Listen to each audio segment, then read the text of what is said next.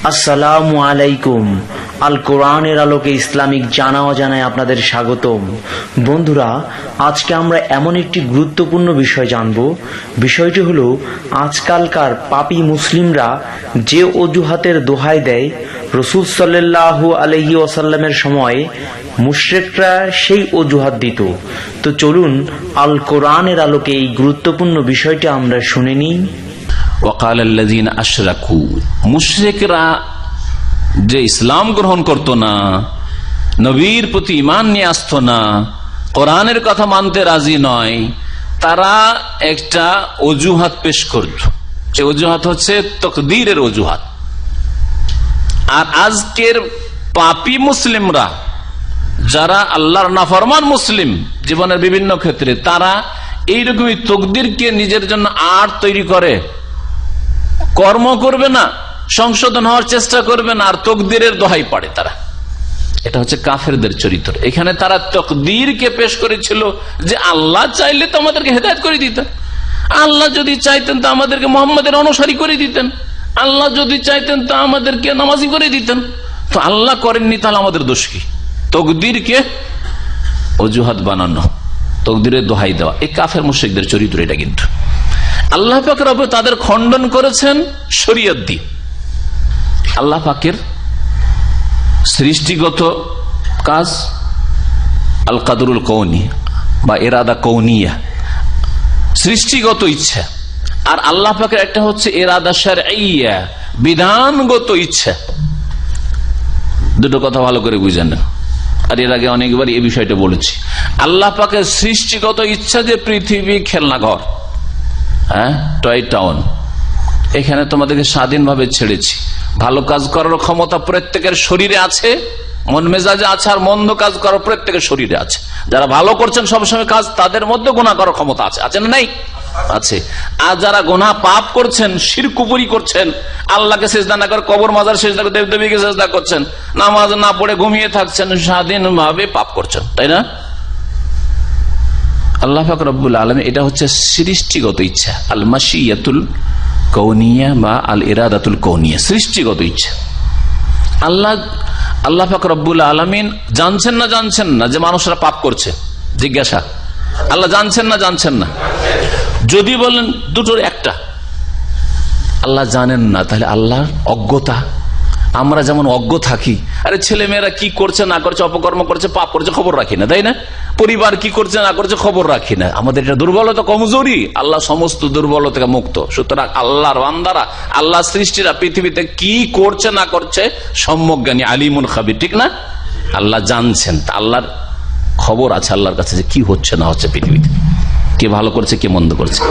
আল্লাহ পাক রব্বুল আলামিনের পৃথিবীতে যা করছে মানুষরা, আল্লাহ পাক রব্বুল আলামিন এটাতে যদি তার ক্ষমতা দিয়ে বাধা দিতেন, তো বাধা দিতে পারতেন না? সক্ষম। যদি বলেন না, আল্লাহ পাকের ক্ষমতার বাইরে এটা, যে পাপীকে থামানো, মুশরিককে থামানো, তাহলে আল্লাহ অপারগ হয়ে যান। ওমা আনতুম বিমুজিজিন, আল্লাহ কোরআনে মুজিজিন এই শব্দটি বহুবার ব্যবহার করেছেন। তোমরা আল্লাহকে ব্যর্থ করতে পারেন না, আল্লাহ অপারগ না, আমরা অপারগ। অনেক সময় নিজের স্ত্রীকে ঠিক করতে পারছেন না, ছেলে মেয়েকে ঠিক করতে পারছেন, অপারগ হয়ে যাচ্ছেন। পড়াইতে চাইছেন, পড়েন না, নামাজি বানাইতে চাইছেন, নামাজি হয় না। হ্যাঁ, সুবহানাল্লাহ। এইদিকে যেতে বলছেন, ওইদিকে যাচ্ছে, অপারগ, পারছেন না। আল্লাহ পাক রব্বুল আলামিন অক্ষম, অপারগ নন। সুতরাং আল্লাহ পাক রব্বুল আলামিন যদি জবরদস্তি চাইতেন, বাই ফোর্স চাইতেন, যে আমি প্রত্যেককে দিন ইসলামের উপর কায়েম করে দিব, তো সক্ষম কিনা? সক্ষম। কিন্তু এইটা করে দিলে আল্লাহ পাকের পরীক্ষার রহস্য কিছু থাকতো? সবাই তো ভালো কাজ, আর পরীক্ষা আবার কিসের? যে ভালো হওয়ার সেও ভালো, যে ভালো না হওয়ার ও বাধ্য হয়ে ভালো, তাই না? পাথরের মতো হয়ে যেত। আল্লাহ ওইটা করেননি, পরীক্ষা যেহেতু উদ্দেশ্য। কিন্তু তার মানে এই না যে স্বাধীনতা ছিনিয়ে নিয়েছে, আল্লাহ স্বাধীনতাও দিয়েছে। ভালো কাজও করতে পারি, খারাপটাও করতে পারি, কিন্তু আমি ভালোটা করছি। আর একজন ভালো করতে পারে, খারাপও করতে পারে, ও খারাপ কাজটা। তো এটা হচ্ছে ইরাদা কওনিয়া। আর ইরাদা শারঈয়া, আল্লাহ পাকের বিধানগত ইচ্ছা। আল্লাহর বিধানগত ইচ্ছা কি? সারা পৃথিবীর মানুষ ফেরেশতা চরিত্রের হয়ে যাক। আল্লাহর ইচ্ছা এটা নয়? বলছেন না যে আল্লাহ কি চান না? তার শরীয়তে, তার কিতাবে, তাওরাতে, ইনজিলে, কোরআনে এই নাজিল করেন। আম্বিয়া রাসূলগণকে কি জন্য পাঠিয়েছেন? যে সারা পৃথিবীর মানুষ, আদম সন্তান একটিও মুশরিক না থাকে, একজন নবী রাসূলের অবাধ্য না থাকে, একজনও যাতে করে অসৎ না থাকে, একজনও যাতে করে হারাম না খায়। আল্লাহ চান না এটা? শরীয়তগত দিক থেকে চান, বিধানগত দিক থেকে, আল্লাহর শরীয়তে। এই জন্য কোরআনে কারিমে আল্লাহ বলছেন, ওয়ালা ইয়ারদা লিইবাদিল কুফর, বান্দার কুফরি করা কখনো আল্লাহ পছন্দ করেন না। বান্দা কুফরি করুক, এটা আল্লাহ কখনো পছন্দ করেন না, পছন্দ করেন না। তাহলে আল্লাহর বিধানগত ইচ্ছা কি? সবাই ভালো কাজ করুক, সবাই মুমিন মুসলিম হয়ে যাক। তো তারা অজুহাত পেশ করেছিল তকদিরের, যে আল্লাহ আমাদেরকে জবরদস্তি কেন হেদায়েত করলো না? আল্লাহ তো করতে পারতো, করলো না কেন? আমাদের কি দোষ? আল্লাহ পাক কোরআনে জবাব দিচ্ছেন নবীর মাধ্যমে ওহী নাযিল করে, এই আয়াতে শরীয়তগত ইচ্ছা দিয়ে।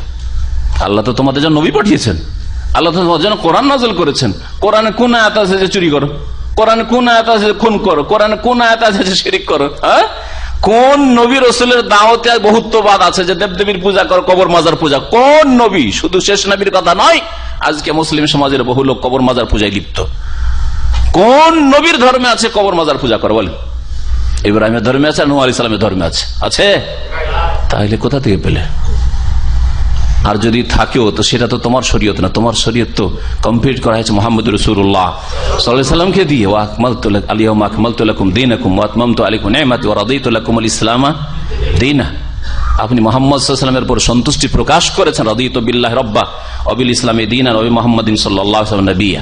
ওয়া ক্বালা আল্লাযিনা আশরাকু, মুশরিকরা বলতো, লাউ শা আল্লাহু মা আবাদানা মিন দুনিহি, আল্লাহ যদি চাইতেন তাহলে আল্লাহকে বাদ দিয়ে আমরা কারো পূজা করতাম না, কারো ইবাদত করতাম না, উপাসনা করতাম না। মিন শাই, কোনো কিছুর। নাহনু ওয়ালা আবাউনা, আমরাও করতাম, আমাদের পূর্বপুরুষ বাপদাদারাও করতো না। তো আল্লাহ চাননি তো আমরা কি করব? আরে তুমি ইসলাম কবুল করবে না, তুমি মসজিদে যাবে না নামাজ পড়তে, বলছে আল্লাহ চাইলে আমাকে করে দিতে, কেমন কথা হইলো? ওয়ালা হারামনা মিন দুনি মিন শাই, এবং আল্লাহর হারাম করা ছাড়া অন্য কিছুকে আমরা হারামও করতাম না। আল্লাহ যদি চাইতেন তো আল্লাহ যেটা হারাম করেছেন ওইটি কি হারাম মনে করতাম, কিন্তু আল্লাহ তো চাননি, সেই জন্য মদ খাচ্ছি, সেই জন্য আমরা ব্যভিচার করছি, হ্যাঁ সেই জন্য আমরা করছি। এখানে ইঙ্গিত করা হয়েছে কাফের মুশরিকদের ওই সব বদ আকীদার দিকে যা তারা করতো, বাহিরা, সায়েবা, হাম, ওয়াসিলা, এগুলি সূরা আনআমে আল্লাহ পাক রব্বুল উল্লেখ করেছেন। কিছু কিছু জীবজন্তু তারা কি করতো? উৎসর্গ করে, দেবদেবীর নাম উৎসর্গ করে দিত, উৎসর্গ করে দিত। ষাঁড় ছেড়ে দেওয়া, যেমন হিন্দুদের আজকাল ষাঁড় ছেড়ে দেওয়া, ষাঁড় ছেড়ে দিবে, আর ষাঁড় কারো জমিতে চড়ুক, কেউ বারণ করবে না, মানা করবে না, নিষেধ করবে না, তাড়াবে না ষাঁড়কে, কারণ এটা দেবের নামে ছেড়ে দেওয়া হয়েছে। এইরকম এটা খাজা বাবার নামে ছেড়ে দেওয়া হয়েছে, এটা বড় পীর সাহেবের নামে ছেড়ে দেওয়া হয়েছে, এটা কোরবানির খাসি, সুতরাং কারো জমিতে চড়লে কিছু বলবে না। এগুলো কোথেকে আসলো? এগুলো হিন্দুদের কাছ থেকে আসছে। হিন্দুরা ষাঁড় ছেড়ে মানুষ জুলুম করার জমি চড়ায়, আর আপনি কোরবানির পশু আপনি ছেড়ে দিবেন। আর এইরকম জেহালত আমাদের সমাজে আছে যে কোরবানির পশুকে কিছু বলতে নেই, যদি তোমার জমি চড়েও যায় তা তাড়ায় না। তো কাফের মুশরিকরা এরকম বিভিন্ন পশু জন্তু ছেড়ে দিত দেবদেবীর নামে, প্রতিমা পুতুলের নামে, এইগুলি তারা করিত। আর ওর গোস্ত খাওয়া হারাম, ষাঁড়ের গোস্ত খাওয়া হারাম, এই উটের গোস্ত খাওয়া হারাম, এর উপরে একে বাহন হিসেবে ব্যবহার করা, এর উপরে চড়া হারাম, এগুলি করতো। এই কথাই কাফেরা বলছে যে আমরা এগুলিকে হারাম মনে করতাম না, যদি আল্লাহ চাইতেন তো আমাদেরকে সংশোধন করিয়ে দিতেন। আল্লাহ বলছেন এদের পূর্বে যেসব কাফের অবাধ্যরা ছিল এরাও এরকমই করেছে। ফাহাল আলা রসুল ইল্লাল বালাগুল মুবিন। জবাব এখন শোনেন, ফাহাল আলা রসুল থেকে আল্লাহ জবাব দিচ্ছেন ওদের অজুহাতে। তকদির কে আড় বানিয়ে, দোহাই বানিয়ে তারা পেশ করছিল যে আল্লাহ কেন আমাদেরকে হেদায়েত করলো না, কেন আমাদেরকে হারাম থেকে বাঁচালো না। আল্লাহ বলছেন তার রসুলগণকে কি কাজে পাঠিয়েছিলাম? জবাবটা বুঝলেন? এটা হচ্ছে শরীয়তি ইচ্ছা, বিধানগত আল্লাহ পাকের ইচ্ছা যে সারা বিশ্বের মানুষ সংশোধন হয়ে যায়। এই জন্য অসংখ্য নবী রসুল পাঠিয়েছেন আল্লাহ পাক রব্বুল, শেষ নবী মুহাম্মদ রাসূলুল্লাহ সাল্লাল্লাহু আলাইহি ওয়াসাল্লামকে পাঠিয়েছে। ফাহাল আলা রাসূলে ইল্লাল বালাগুল মুবিন। তো রাসূলগণের কাজ তো স্পষ্ট পৌঁছে দেওয়া ছাড়া আর কিছু ছিল না। তো তারা কি করতে এসেছিল তোমাদের কাছে? আরে মক্কায় মুহাম্মদ সাল্লাল্লাহু আলাইহি ওয়াসাল্লাম কি কাজে এসেছেন? তাহলে আল্লাহ যদি তোমাদের হেদায়েত না চান আর তোমাদের সৎ পথে পরিচালনাই না চান, তো কি জন্য নবী রাসূল পাঠিয়েছেন, কি জন্য কিতাব নাযিল করেছেন? ইসলামিক জ্ঞান অর্জনের জন্য আমাদের চ্যানেলটি সাবস্ক্রাইব করুন, ইসলাম প্রচারের জন্য ভিডিওটি শেয়ার করুন, নতুন ভিডিওর নোটিফিকেশন পেতে পাশের বেল আইকনটি ক্লিক করুন।